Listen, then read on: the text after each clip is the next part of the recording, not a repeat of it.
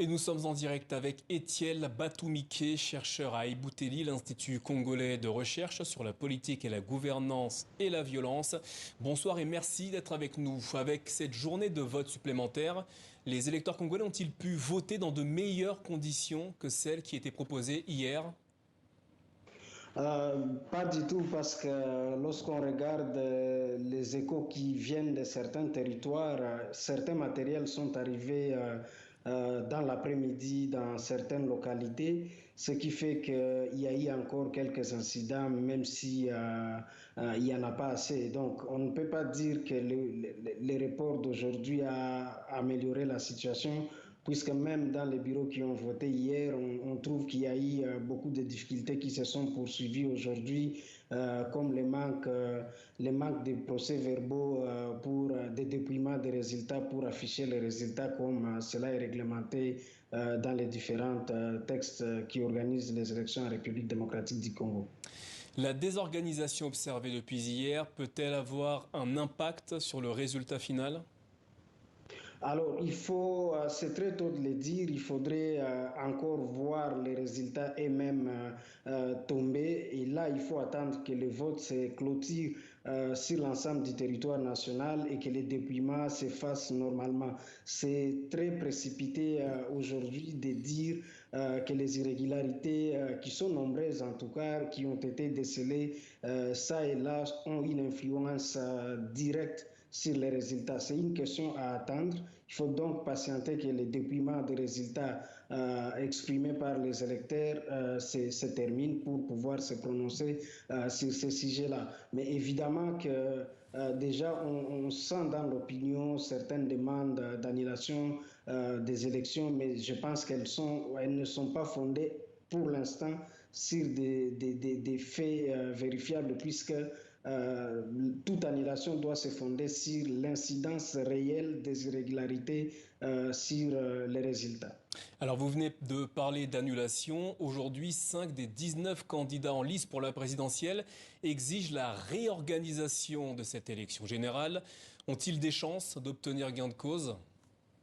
Alors, il faudra le faire dans le cadre des contentieux électoraux qui seront ouverts dès la proclamation des résultats provisoires par la Commission électorale nationale indépendante. La loi accorde 48 heures pour les candidats présents de la République de déposer leur recours devant la Cour constitutionnelle.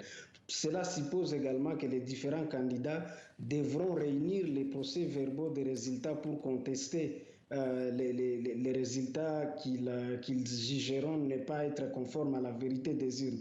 Et donc, il y a encore beaucoup de préalables pour prétendre à l'annulation des résultats. Il faut d'abord réunir les procès-verbaux, documenter les différentes irrégularités et démontrer auprès de la Cour constitutionnelle en quoi est-ce qu'elles ont eu une influence directe sur les résultats qui sont proclamés par la Commission électorale nationale indépendante. Mais en même temps, cette demande paraît utopique quelque part, dans la mesure où on sait que la Cour constitutionnelle a refusé il y a quelques semaines, il y a une semaine, a rejeté la requête des mêmes opposants qui demandait à la Cour constitutionnelle d'ordonner à la CENI de corriger les différentes irrégularités constatées avant la tenue des scrutins.